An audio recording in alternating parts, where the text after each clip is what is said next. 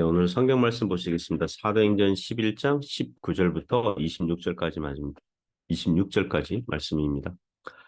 그때 스데반의 일로 일어난 환란으로 말미암아 흩어진 자들이 베니게와 구브로와 안디오까지 이르러 유대인에게만 말씀을 전하는데 그 중에 구브로와 구레네 몇 사람이 안디옥에 이르러 헬라인에게도 말하여 주 예수를 전파하니 주의 손이 그들과 함께 하심에 수많은 사람들이 믿고 주께 돌아오더라. 예루살렘 교회가 이 사람들의 소문을 듣고 바나바를 안디옥까지 보내니 그가 이르러 하나님의 은혜를 보고 기뻐하여 모든 사람에게 굳건한 믿음으로 주와 함께 머물러 있으라 권하니 바나바는 착한 사람이여 성령과 믿음이 충만한 사람이라 이에 큰 무리가 주께 더하여 지더라.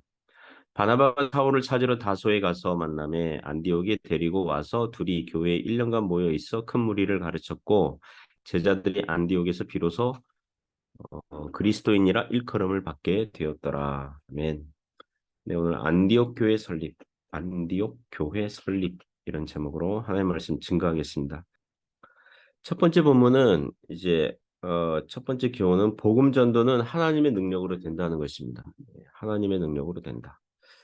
그 19절부터 21절에서 교훈하고 있습니다. 19절 보시면 그때 스데반의 일로 일어난 환란으로 말미암아라고 시작하면서 시간대를 이 시점을 사도행전 8장 1절로 돌리고 있습니다. 스데반 집사님의 순교 이후로 수리 안디옥 지역에서 발생한 사건이라는 거죠. 박해로 흩어진 자들이 베니게와 구브로와 안디옥까지 이르러 이게 처음에는 초기에는 그 지역에서 유대인에게만 말씀을 전했다 그래요. 박해로 흩어진 자들이 두려움 때문에 전도하지 않을 수 있었잖아요. 그런데 용기를 가지고 전도한 것은 칭찬받을 만합니다. 베니게 지역은 오늘날 레바논 지역인데요. 두로, 시돈, 그리고 돌레마이, 사도행전 21장 7절에 보면 돌레마이라는 지역도 있습니다. 거기 이제 거주하게 되었다는 거죠. 구브로는 오늘날 키프로스 섬이고 많은 유대인 공동체가 있었다고 합니다. 그리고 안디옥은 수리아 지역에 있는 안디옥을 얘기합니다. 오늘날 그 터키와 시리아 국경지대에 있는 이게 터키에 속해 있는 그런 도시라고 합니다. 올해 2월에 대지진이 발생한 그런 그 지역이 바로 이 안디옥입니다. 안디옥은 원래 헬라의 알렉산더 대왕의 부하로서 알렉산더가 죽은 이후에 수리아 지역 중심으로 셀루큐스 왕조를 세운 사람입니다. 그래서 그 나라 그 전역에 열 몇 개의 안디옥이라는 이름을 딴 도시들을 만들었는데 그중 성경에는 오늘 본문에 나오는 수리아 안디옥이랑 나중에 사도 바울이 1차 전도 여행 갔을 때 방문하게 될 비시디아 안디옥 이 두 군데만 나와요. 수리아 안디옥은 당시 로마 제국 내에서 넘버 3, 세 번째로 큰 도시였다고 합니다. 로마 그리고 북아프리카에는 알렉산드리아 다음에 수리아 안디옥 이렇게 있었다고 합니다. 당시 인구는 50만 이상으로 추정하고 있습니다. 그래서 동방의 여왕이라는 별명을 가지고 있을 정도로 이 국제적인 도시였다고 합니다. 유대인들도 많았지만 헬라인, 로마인, 뭐 아프리카 또 동양인도 있었다고 합니다. 20절을 보면 그 중에 구브로와 구레네 몇 사람이 그들은 구브로 섬에서 태어나고 자랐고 또 아프리카 지역 구레네 지역에서 태어나고 자란 유대인 신자들 즉 헬라파 유대인들이라고 하죠. 헬라파 유대인. 그들 중 몇 사람이 안디옥에 이르러 헬라인에게도 말하여 주 예수를 전파하니 그랬어요. 여기서 헬라인은 어떤 사본에는 헬라파 유대인이라고 나오는데 19절에서 유대인에게만 전하였는데라고 했는데 그때 유대인은 대부분 헬라파 유대인들이거든요. 20절에 다시 헬라파 유대인 이렇게 얘기할 필요 없죠. 반복할 필요가 없죠. 그러므로 여기서 헬라인들은 말 그대로 순수하게 이방인들, 유대인들이 보기에 이방인들, 헬라인들, 헬라어를 사용하는 그 이방인들을 얘기하는 것입니다. 순서가 기가 막히지 않습니까? 이 사도행전을 쓴 누가가 이 본문 배치를 바로 직전에 베드로가 이방인 고넬료 집안 사람들을 전도한 사건 이후에 아마도 그 비슷한 시점에 렌스키라는 이 성경학자는 안디옥에서 이방인들에게 전도한 사람들이 들은 거죠. 베드로가 고넬료 집안을 전도한 사건을 전해 듣고 아 이제는 이방인에게 전도해도 되나 보다라는 그런 용기를 가지고 전도했을 것으로 해석하고 있습니다. 일리가 있죠. 그러자 21절에 주의 손이 그들과 함께 하심에 주의 손은 주님의 능력을 말하는 그런 상징적인 말이죠. 수많은 사람들이 믿고 주께 돌아오더라. 무명의 전도자들이 전도하니까 하나님의 능력으로 이방인들이 회심하고 주께 돌아왔다는 것입니다. 정말이지 우리는 심고 물을 줄 수 있을 뿐이죠. 그러나 오직 자라나게 하시는 분은 우리 하나님이신 줄 믿습니다. 여기 무명의 전도자들은 전도할 때 설마 이방인들이 복음을 받아들일까? 이렇게 의심하는 자들도 있었겠죠. 전도하기 전에 한번 해보자 라고 전했는데 마치 곡식이 이미 익어서 추수할 때가 된 것과 같은 상황이 벌어진 것입니다. 이방인들은 헬라인들은 구약 성경 구경도 못 해본 자들이 믿고 죽게 돌아온 것입니다. 복음의 능력이 이런 거죠. 모든 믿는 자에게 구원을 주시는 하나님의 능력이 바로 복음입니다. 이번 주일에 다니엘부서 청소년들에게 학습교인, 입교교인, 세교인 대상자 교육을 시작했거든요.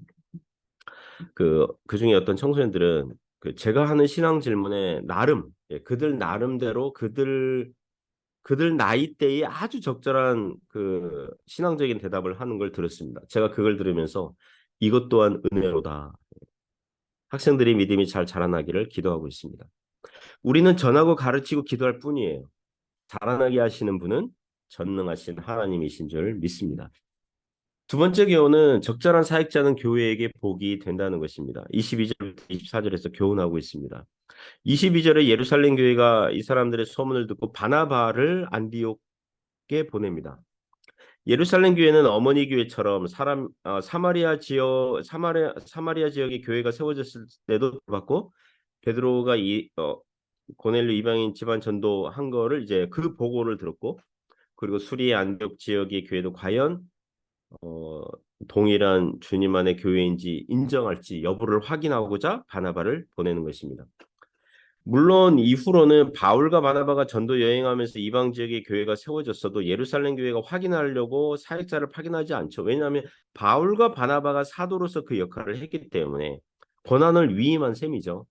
그리고 예루살렘 교회 사도들은 장로 야고보 같은 경우가 예루살렘 지켰겠지만 갈라디아서 2장을 보면 바울이 예루살렘을 방문했을 때 만난 사도들은 장로 야고보랑 베드로와 요한 정도밖에 안 돼요.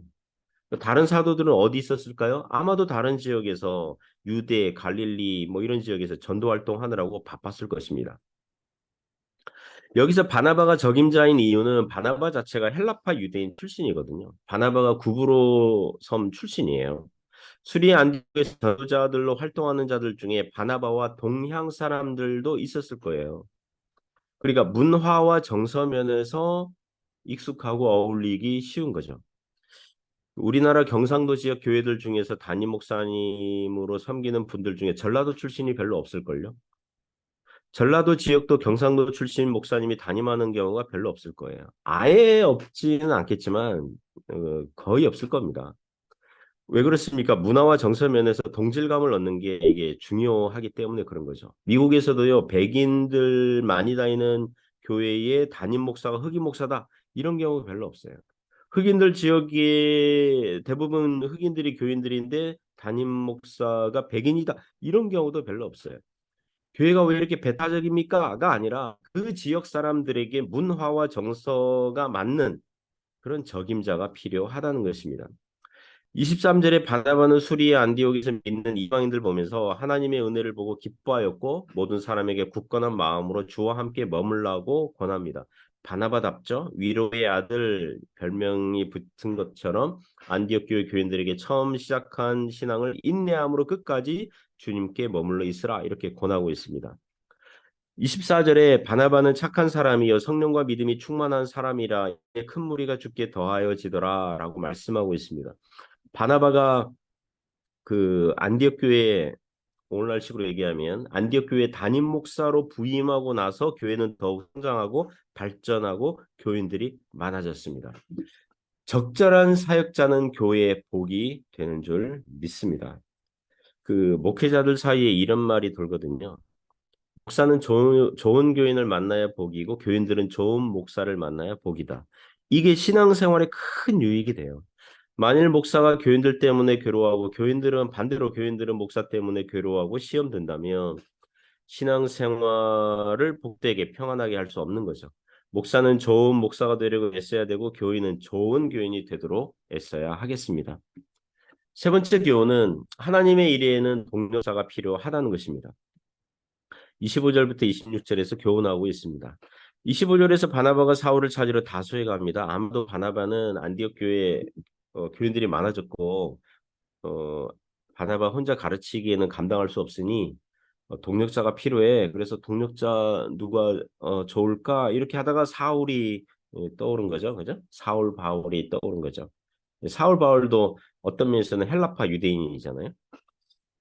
사울 소식은 사도행전 9장 30절에서 예루살렘에서 가이사라로 갔다가 가이사라에서 다소로 보내어진 다음에 소식이 뉴스가 멈춰져 있어요. 그 후로 7, 8년 지났다고 봅니다. 바나바가 사울을 찾다, 예, 찾다, 이 헬라어 단어로 아나제타이라는 단어를 사용하는데요. 집집마다 물어서 찾았다 그런 뜻이에요. 이게 정확한 주소지를 집 주소를 알고 간 게 아니라 다소라는 큰 도시에 가서 사람들에게 물어 찾아갔다는 것입니다. F.F. 브루스라는 성경학자는 여기서 아마도 사울은 예수님의 사도가 된 이후에 다소의 집에 갔잖아요. 다소에 만약에 부모님이 살아계셨다면 부모님이 그 부모가 이 자기 아들이 예수의 제자가 된 걸 보고 깜짝 놀랐겠죠. 형제 자매들도 깜짝 놀랐겠죠. 그래서 사울을 그죠? 가족들로부터 의절하고 관계 끊고 외면당하고 사울은 전도 활동하다가 동족 유대인들과 이방인들에게 괴롭힘을 많이 당하였을 것이라고 봅니다. 고린도후서 12장에 나오는 삼층천 환상을 본 것, 그다음 육체의 가시가 있는 것도 이즈음에 생기지 않았을까 이렇게 추정해요. 어찌 보면 다소에 들어가서 바나바는 다소에 들어가서 잊혀진 사울, 잊혀진 사람처럼 되어 있는 이 사울을 바나바가 스카우트하고 있는 거죠. 예, 스카우트하고 있는 거죠.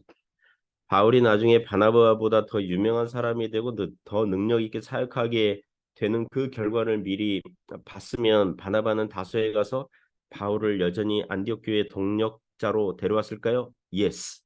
바나바는 그랬을 것입니다. 주님의 나라와 주님의 의가 먼저이기 때문에 그런 것이죠. 26절 보면 바나바가 사울을 데리고 와서 안디옥에서 사역하니 교회 1년간 모여 있어 큰 무리를 가르치니 제자들이 안디옥에서 비로소 그리스도인이라 일컬음을 받게 되었다고 합니다. 그리스도인은 그리스도에게 속한 자들, 그리스도를 따르는 자들이라는 일반적인 말이에요. 몇몇 주석가들이 이것은 애초에 그리스도인들을 조롱하는 멸시하는 말이었다 그러지만 반드시 그렇게 볼 필요는 없습니다. 왜냐하면 그 당시에 어느 왕이나 어느 특정한 지도자를 따르는 자들을 지도자 이름을 따서 그런 이름을 붙이고는 했다곤 합니다. 헤롯 땅 이것도 그 헤롯을 따르는 자들 이런 그 말이거든요. 아마도 교회 안디옥 교회 성도들이 언제나 어디서나 그리스도를 전하니 안 믿는 사람들마저 혀를 내두르면서 와 저 그리스도인들이라고 했겠죠. 오늘날 개신교가 프로테스탄트가 항의자들이란 뜻이잖아요. 항의자들. 이게 독일에서 그 개신교 영주들이랑 카톨릭 영주들이 모여서 이 소수의 개신교 영주들이 이 다수의 카톨릭 영주들에게 이러이러한 걸 요구를 한 거죠. 신앙의 자유를 달라. 그런 걸 막 이렇게 항의를 하니까 이 카톨릭 영주들이 너희들은 왜 이렇게 항의하냐? 왜 이렇게 프로테스탄트들 이게 왜 이렇게 항의하냐? 이렇게 그 말이 오늘날 개신교인을 일컫는 아주 영광스러운 명칭이 된 것과 같은 것이죠. 마치 그런 것과 같은 것입니다. 사랑하는 성도 여러분, 주님의 일을 혼자 하지 마시고 같이 일하시기 바랍니다. 동력자를 구하시고요. 일꾼은 늘 부족해요. 추수할 건 많은데 일꾼은 늘 부족해요. 그래서 일꾼 달라고 구하시고 동력자를 붙여달라고 구하시기 바랍니다. 그래서 같이 주님의 교회를 세우는 그러한 은혜가 있기를 주님의 이름으로 축복합니다. 기도하겠습니다.